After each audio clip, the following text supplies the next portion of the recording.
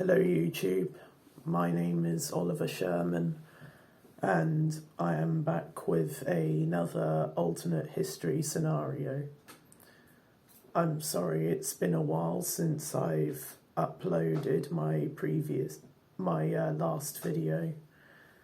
I've been a little bit distracted with college and stuff at home. I have also simply forgotten. So yeah, I remembered to get back to making videos or else my channel would become unpopular, so I'm back now. Sorry about the long wait. Anyway, in today's video I will be doing the what if scenario, what if World War I never happened. Now, if you viewed my previous channel, Oliver Sherman, not Oliver Sherman 2, you would know that I've already done this video, along with what if World War II never happened. Well, if you're like me and you can't be bothered to look for yet another channel because you're already enjoying this one, then you're not gonna want to bother looking for my other channel and watching that video. So I've decided to do a re-upload of those videos onto this channel.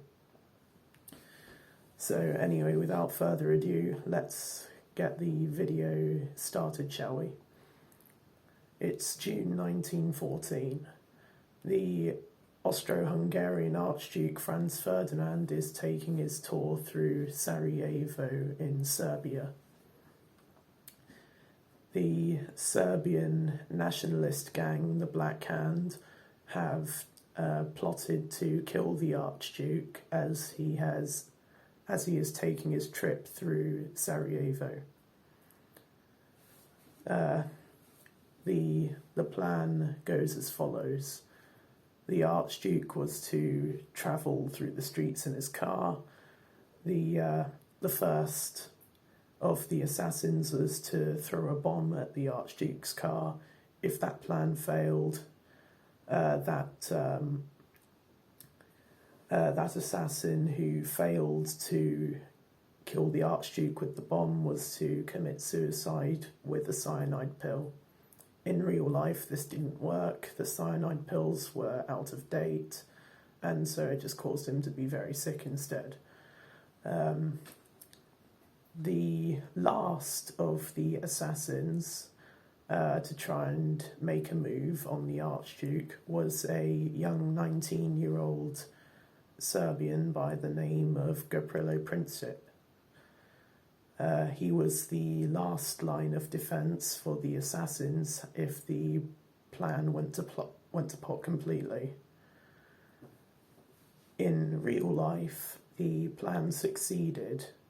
Princip shot Ferdinand and his wife Sophie, and the world was dragged into one of two deadly conflicts that would forever change the world as we know it.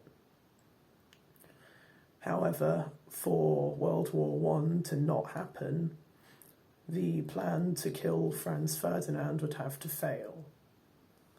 So instead of taking the shot and killing the Archduke like he would have done in our timeline, something goes wrong. Let's say the gun he is using jams, he's either loaded the wrong ammunition or he's just forgotten to clean his weapon or something and it's rusted, who knows. The plan fails, the Archduke survives, Gavrilo Princip is arrested. A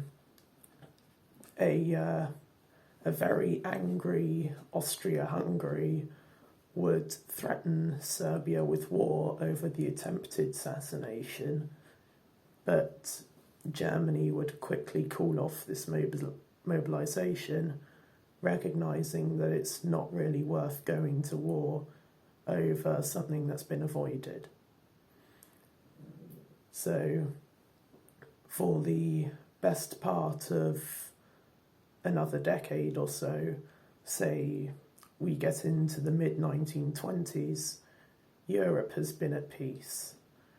But it is a peace that hangs on the edge of a knife. There is still much tension in the European mainland, and all European nations, whether they're neutral or not, have been industrializing.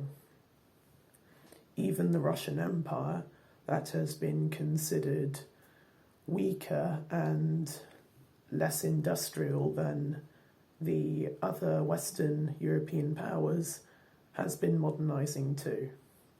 It's abolished its policy of serfdom, conscription has been introduced, and a communist uprising to overthrow the Tsar has been crushed by the royalists. With no communist uprising in Russia, the policy of capitalism and anti-socialism would have lasted throughout the majority of the 20th century. Of course, there would have still been nationalist ideas and people who sympathised with the communists, although they wouldn't have made any daring revolutions like the Russians did in our timeline. Kaiser Wilhelm II of Germany had always dreamed of being an imperial power, much like the British. He had much ambition to control both the sea and land in our real timeline. Of course, this all came crashing back down on him when he lost the war, and the very opposite happened. He lost most of his army, couldn't have an air force, and couldn't have any submarines by the end of the war due to the Treaty of Versailles. But he made sure that nothing like this could ever happen in this alternate timeline. In this alternate timeline, he would have prepared for war way before the other European powers. Sorry about that. They would have been introducing national conscription since 1914. They would have been producing fighter aircraft and armoured cars, and they would have been experimenting with new artillery and cavalry tactics. The other European powers, like Britain and France, would have been more on the defence,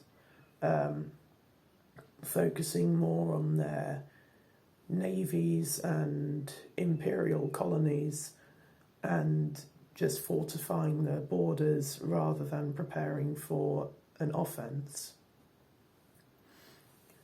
An alternate invasion of Belgium probably would have happened somewhere around the 1930s.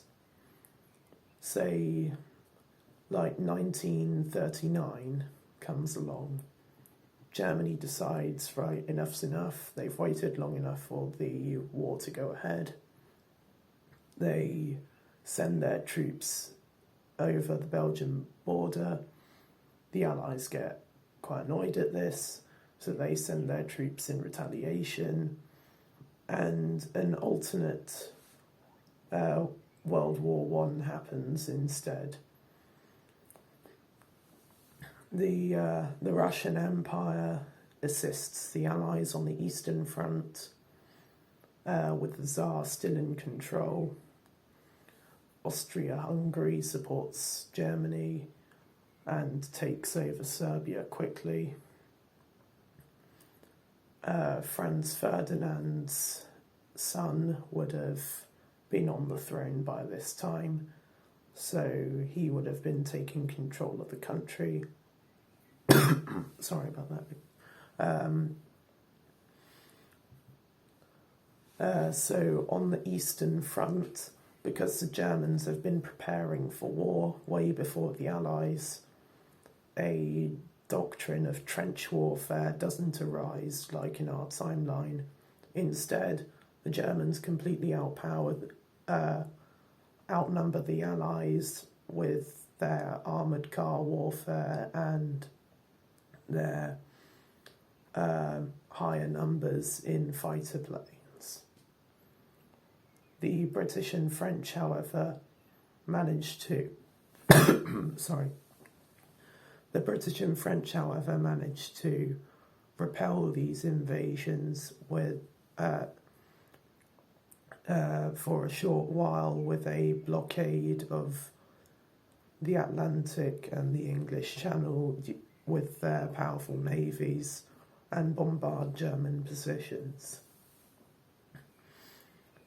The Germans quickly reach Paris and the French are forced to surrender, and Britain and Germany are currently discussing peace terms, all while the British and German forces battle it out in their African territories and imperial holdings. The Ottoman Empire also gets involved, but not as much in our timeline. They decide to take a few British-held oil fields in Africa and the Middle East and sink a few British ships, but that's all they do. They have no real interest in supporting the Central Powers. They're only really interested in the oil and control over the Black Sea. By this time, it is 1940, and German Zeppelins and fighter craft are bombarding London. The Germans, with the help of top scientists such as Albert Einstein, who in this timeline did not have to flee Germany due to Nazism, as it would not have arisen in this timeline, can complete the construction of the world's first ever atomic bomb.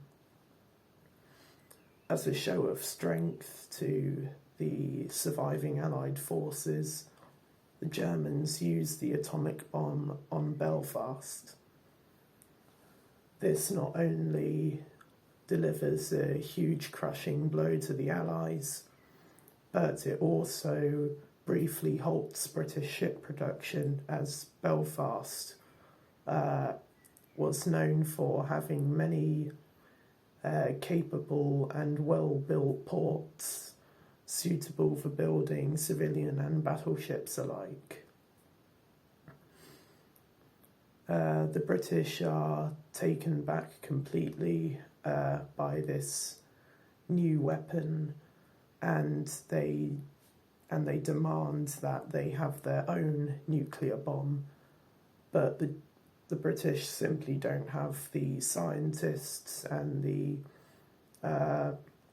scientific minds like Germany does.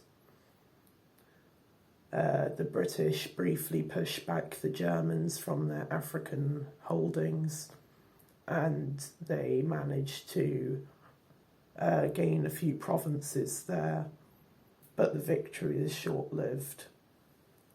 The British and surviving allies decide to make peace with the Central Powers. The Central Powers now control most of mainland Europe, including France, Poland, Italy, and parts of Scandinavia. This is a massive crush to morale to the remaining allies, who decide to overthrow their current leaders in a communist uprising. These communist uprisings in Britain and France create entirely new nations that are hell-bent on bringing Germany and the other Central Powers nations to their knees. this would have meant an alternate World War II scenario. However, instead of the Axis being the aggressive invaders, like in our timeline, the Central Powers would have been quite content with their victory in World War One and their new colonial holdings. But the Allies would have been desperate for vengeance and would have wanted Germany and the Central Powers to know what defeat felt like. So an alternate Allied invasion of Germany in, say, the 1950s would have taken place. This would have created an alternate World War II scenario from the mid-1950s to early 1960s between the Communist Allies and the imperialist Central Powers. How this alternate World War II would have played out, I cannot quite predict 100%. It's a way too detailed alternate history for me to get into 100%. I hope you enjoyed this video. It may seem a little bit rushed and unplanned, but I hadn't really had anything else to do today, and I just got a bit bored, so I decided why not. Like, share and subscribe, and I'll see you later. Goodbye.